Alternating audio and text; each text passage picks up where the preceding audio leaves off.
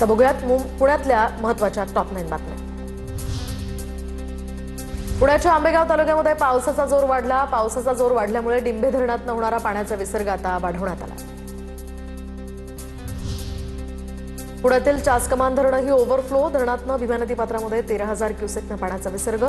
घाट माथ्यावरील जोरदार पावसामुळे धरणाच्या पाणी पातळीत झपाट्याने वाढ। पुण्याला पाणी पुरवठा करणाऱ्या धरणांमध्ये जवळपास 100% पाणी साठा झाल्याने पाणी कपात आता तातडीने रद्द करावी। महाराष्ट्र नवनिर्माण सेनेची मागणी। पुणेकरांना दिलासा देण्यास प्रशासन टाळाटाळ करत असल्याचाही आरोप।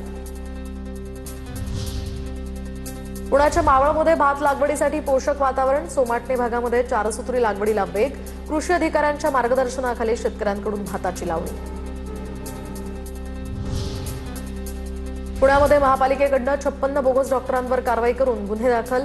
गेल्या 13 वर्षांमध्ये बोगस डॉक्टरांवर महापालिकेची कारवाई। महापालिका आयुक्तांच्या बैठकीमध्ये झालेल्या या चर्चाच्या पार्श्वभूमीवर कारवाई संदर्भात आढावा। पुण्यामध्ये दूषित पाण्यामुळे लेप्टोस्पायरोसिसच्या रुग्णांमध्ये वाढ, तर वेळीच काळजी घेण्याचं आरोग्य विभागाचं आवाहन। शरीरावरील जखमेत दूषित पाणी गेल्यास लेप्टोस्पायरोसिसचा हा धोका वाढतो। पुण्याच्या मंडणगड या फराटा या ठिकाणी बंधाऱ्यावर जीव धोक्यात घालून दुचाकी धुण्याचा प्रकार। पाण्याचा वेग पाहता दुर्घटनेची शक्यता या ठिकाणी असून नागरिकांकडून मात्र प्रशासनाकडे आता सुरक्षिततेच्या उपाययोजनांची मागणी। मुंबई पुणे द्रुतगती मार्गावर नियमभंग करणाऱ्यांवर महामार्ग पोलिसांचा दणका। वाहतूक पोलिसांकडून 6,757 वाहनांवर कारवाई। ड्रिंक अँड ड्राईव्ह करणाऱ्या 80 चालकांवर स्वतंत्र कारवाई। मोशी कचरा डेपो इमारत दुर्घटनेनंतर पिंपरी चिंचवड शहरातील कचरा व्यवस्थापनाचा प्रश्न पुन्हा ऐरणीवर। अनेक भागांमध्ये कचरा संकलनासाठी गाड्या नियमितपणे पोहोचत नसल्यानं रस्त्यांवर कचऱ्याचे ढीग। आता बघूया टॉप 9 जिल्ह्यांच्या बातम्या। नालासोपाऱ्यातील वाकणपाडा परिसरामध्ये मुख्य रस्त्याची दयनीय अवस्था। रस्त्याच्या कडेला उघड्या गटारात पडून एक व्यक्ती जखमी।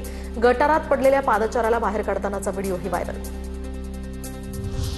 जमीन मोजणी प्रकरणांचा निपटारा आता वेगानं होणार, तर जमीन मोजणी नोटीस स्पीड पोस्टानं पाठवण्याचा भूमी अभिलेख विभागाचा हा निर्णय। संभाव्य अतिवृष्टीच्या पार्श्वभूमीवर जळगावात एनडीआरएफचे 4 अधिकारी आणि 30 जवानांचे पथक दाखल।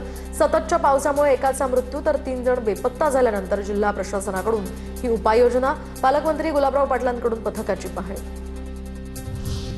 कोयना धरणातून पाण्याचा विसर्ग वाढल्यामुळे आता कृष्णा नदीच्या पाणी पातळीत वाढ। सांगलीतील औदुंबर दत्त मंदिराच्या गर्भगृहामध्ये दुसऱ्यांदा पुराचं पाणी शिरलंय।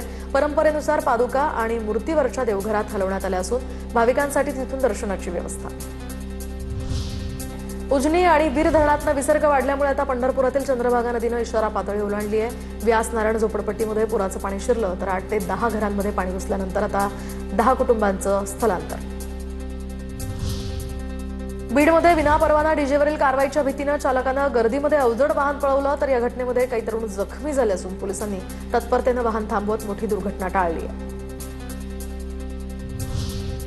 सिंधुदुर्गच्या आंबोलीमध्ये मान्सून मॅरेथॉन स्पर्धेचं आयोजन। पहाटे सुरू झालेल्या मॅरेथॉनमध्ये हजारो भाविकांचा या ठिकाणी सहभाग।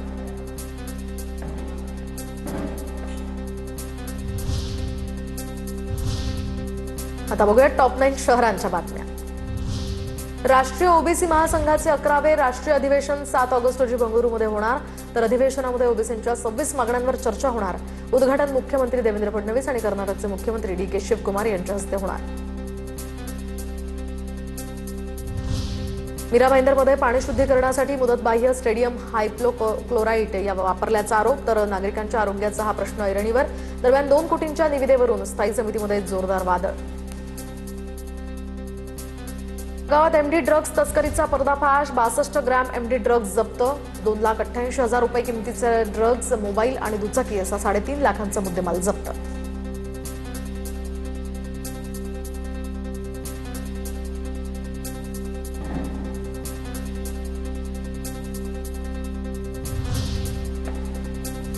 परभणीच्या बामणी या ठिकाणी भरधाव कारची दुचाकीला धडक। सीसीटीव्ही कॅमेऱ्यामध्ये घटना कैद। सुदैवानं कोणतीही जीवितहानी नाही।